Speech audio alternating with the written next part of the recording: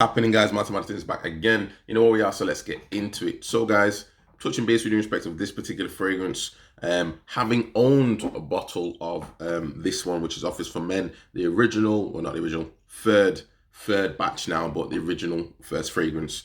This is my second bottle of this one, so I purchased this at the time when it was 2 for 1. So I did support in that respect. However, this particular fragrance, for me, the price point was a little bit too much. I understand that, you can get 2 bottles now for what the cost is. Again, it's a luxury fragrance, so it's entirely your decision. Personally, I just chose that I wasn't going to spend my money on that particular fragrance when I could buy another fragrance that I, would probably slightly more enjoy. So for what it was, guys, I got the decant. I've done my got a little decant here sent in the mail just the other day. I've done my review on it in respect of what I believe or what I pick up on. But key notes in there, we have bergamot, lemon, orange, and juniper in the top notes. In the mids, it's saying patchouli, and in the base notes, we have some oud wood and vetiver. So I've sprayed it on this wrist. Ultimately, guys, for me, one thing I noticed, again, people have mentioned it before, so it's not really any surprises, but from this one, from Jean Paul Gaultier Ultramal, this is obviously got this bright pear note in there. That one is slightly more, how could I say, brash and in your face. From Date for Men, you do get a slightly more relaxed pear note coming out. In the mids, you do pick up on a slight sort of, maybe, it's saying cardamom, maybe juniper sort of mix, mandarin or orange. I notice mainly it seems to be like in the dry down, I pick up on this slight oud wood, slightly borderline gourmand, sweet oud wood. So it doesn't seem to be a very aggressive fragrance in my opinion.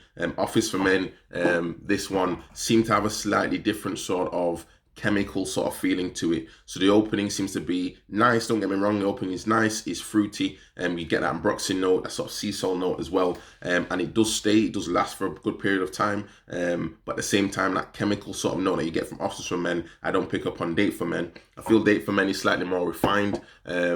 People say they like maybe Date for Men more so than Office for Men, and again, that just depends on your perspective. For me personally, I would prefer Office for Men because I want to smell that projection a lot more, whereas Date for Men, I believe, is slightly more relaxed in that respect. And then for me, in all honesty, on my skin, it doesn't necessarily last as long, or I'm not able to pick up on the same amount of notes for as long in respect of Office for Men. It seems to be that the oud wood in the base does stay there. It is like a warm sort of fragrance, but it doesn't really seem to give off much by way of projection compared to Office for Men. So that's just my take on it. It's not a bad fragrance whatsoever. As I say, I do believe it's slightly smoother than Office for Men. I believe this one is slightly more, how could I say, it smells less synthetic to some extent, which is not a criticism. It's just the way it comes across. If I had the two different fragrances side by side, that's what I pick up on. And this one's a warmer sort of smell. It's smoother, and as I say, slightly creamy, slightly gourmand again with this oud wood there. Potentially there could be some ambroxan as well in the base, maybe. But I mean, again, it's not, if it is there, it's not as brash as the Office for Men. But personally, I prefer Office for Men, and that's just my take on it. Ultimately, guys, I mean, it's down to yourselves on that one. Is it worth the money? I think a lot of people would struggle to justify, and again, I can't speak for everyone, but personally, in the UK, I'm going to have a quick look now, but in the UK, I think the cost is coming to around about, I think it's well over, I know it's about 200 odd euros.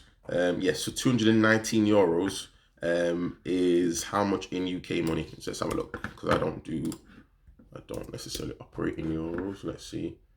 So yeah, it converts to around about, this is not, £192. So for me, guys, in all honesty, even if it's buy one, get one free, 2 fragrances, and I'm locked in to buy, for £192, that's outside of my personal budget. I personally, having smelt it now, can't justify that. I mean, again, I want to support the guy. I think Jeremy, has done a good job in what he's doing. He's and he made a good point in one of his other videos as well about why should he be the one to always promote other people's fragrances, and the minute he promotes his own fragrance, he gets a lot of hate, which is a very good point. Why the hell does he have to be, somebody's, stepson, son, so many generations down before he can say he can make his own fragrance. Things are changing, guys, and he's not the only one to do it. YouTube is obviously giving a platform for people to do, and venture out and do their thing, as we all hope to do in some way, shape, or form. Not just necessarily YouTube, but just in life. So if that opportunity is there for him to do it and he's working with the right people, more power to him. I don't have any issue necessarily with someone putting out a product, being consistent with it, and whether you like it or not, that's personally your opinion. I did a review just the other day on Creed Viking. Personally, I didn't like that fragrance, and just because it's from Creed, in my opinion, doesn't mean that necessarily I have to like it. Equally, someone from somebody from Jeremy Fragrances,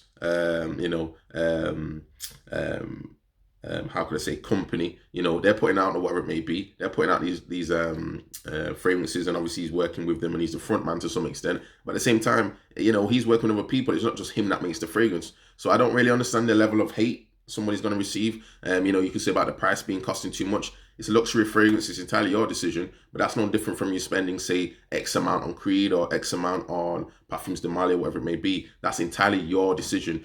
For me personally, I'm going to stick with my designer fragrances because for me, it's just tried and tested, and I know what I like. That's just me personally. I have supported in respect of Office for Men, but I don't think I can stretch as far as Date for Men, just based on what I'm smelling. It's not groundbreaking for me. And if I do have this one available, which has cost me only probably around 50 to 60 pounds in the UK, and this is a 75 ml, I believe. Yep, 75 ml, and I think you can get 120 ml as well. So for the cost of what this one is, and obviously Date for Men, I personally won't be buying Date for Men. That's just my perspective on it. But at the same time, more power to him. It's a good fragrance. It's not a bad fragrance whatsoever. I would recommend that you get a decant, maybe if you can, before blind buying. I wouldn't necessarily blind buy a fragrance of that amount at this particular stage. I did get a decant of Office for Men, the original first batch, and that seems to have slightly changed when the third batch came out. I prefer the third batch. I like the fruity note in the opening, and again, that ambroxy note keeps it there when it dried down for me. But I've never actually had any compliments wearing that one, but I've had compliments wearing this one to the office, for example. So it's all different, guys. Everyone's got a different perspective. But ultimately, just to wrap things up, that was my review on that one, guys. Next one will be summer fragrances to wear, and we'll get into that one extremely shortly. But anyway, guys, if this will save you some time and some money, please don't forget to comment, like, and subscribe, and I'll see you on the next video. Ciao.